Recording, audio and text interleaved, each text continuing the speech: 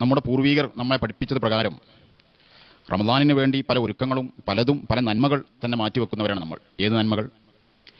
മുമ്പൊക്കെ നമ്മൾ ചെയ്തു പോയിരുന്ന റമദാനല്ലാത്ത മാസങ്ങളിൽ നമ്മൾ ചെയ്യുന്ന ഹൈറായ കാര്യങ്ങൾ തന്നെ റമദാൻ എന്ന ഈ മാസത്തിൽ ഈ മാസം പരിഗണിക്കേണ്ട ഉത്തമമായ കാര്യങ്ങൾ ഉള്ളതുകൊണ്ട് മറ്റു പലതും മാറ്റിവെച്ച് നമ്മൾ ഇതിലേക്ക് വന്നവരാണ്. ചില ആളുകൾക്കൊക്കെ ഒരു സംശയങ്ങളുണ്ടാവും. റമദാനിൻ്റെ മുമ്പ് ഇപ്പോൾ നമ്മൾ നമ്മുടെ മജ്ലിസുകൾ പലതും നടക്കുന്നുണ്ട്, ആദർശ പ്രഭാഷണങ്ങൾ നടക്കുന്നുണ്ട്.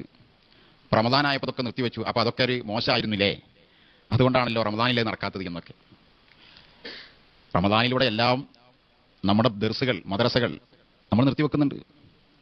നമ്മുടെ വലിയ വലിയ കോളേജുകളിൽ അവിടെ ദർസ് തഫ്സീറാണ്, ഖുർആന്റെ ദർസാണ്, ബൈലാവി, അതുപോലെ തന്നെ തഫ്സീറുൽ ജലാലൈനി, അങ്ങനെ തുടങ്ങിയിട്ടുള്ള വലിയ ദർസുകൾ, തസവൂഫിന്റെ ദർസുകൾ, സ്വഹീഹുൽ ബുഖാരി, സ്വഹീഹ് മുസ്ലിം, സിഹാഹു സിത്ത, ഇതൊക്കെയാണ് നമ്മളെ റമദാനല്ലാത്ത മാസങ്ങളിൽ ദർസ് നടത്തുന്ന ആ ദർസുകൾ പോലും നമ്മുടെ മദ്രസൊക്കെ നിർത്തലാക്കണമല്ലോ.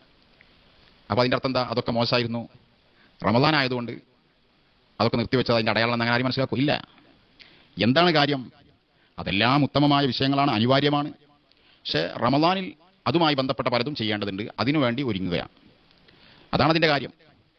ഇപ്പോൾ വെള്ളിയാഴ്ചകളിൽ കാലങ്ങളായി നമുക്ക് രാവിലെ മദ്രസല്ലല്ലോ. കാരണം വെള്ളിയാഴ്ച അൽക്കഫ് സൂറത്തും സ്വലാത്തും, വെള്ളിയാഴ്ച ജുമാക്ക് വേണ്ടി പ്രത്യേകം തയ്യാറെടുക്കേണ്ട ദിവസമാണ്.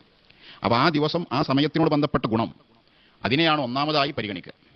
അപ്പോൾ ഞാൻ പറഞ്ഞു വന്നത്, ഈ പരിശുദ്ധമായ മാസത്തിനു വേണ്ടി പല നന്മകൾ തന്നെ, ഈ നന്മ ഇത് ഈ മാസം പ്രത്യേകം പരിഗണിക്കണം എന്ന ബോധം നൽകിക്കൊണ്ട് നമ്മുടെ പൂർവികരൊക്കെ നമുക്ക് വഴി കാണിച്ചു തന്നതാണ്. നമ്മുടെ മറ്റു കർമ്മങ്ങളൊക്കെ നമ്മൾ ചെയ്യേണ്ടതാണ്. പക്ഷേ റമദാനിൽ അതുമായി ബന്ധപ്പെട്ട പല കാര്യങ്ങളും നടത്തേണ്ടതുണ്ട്.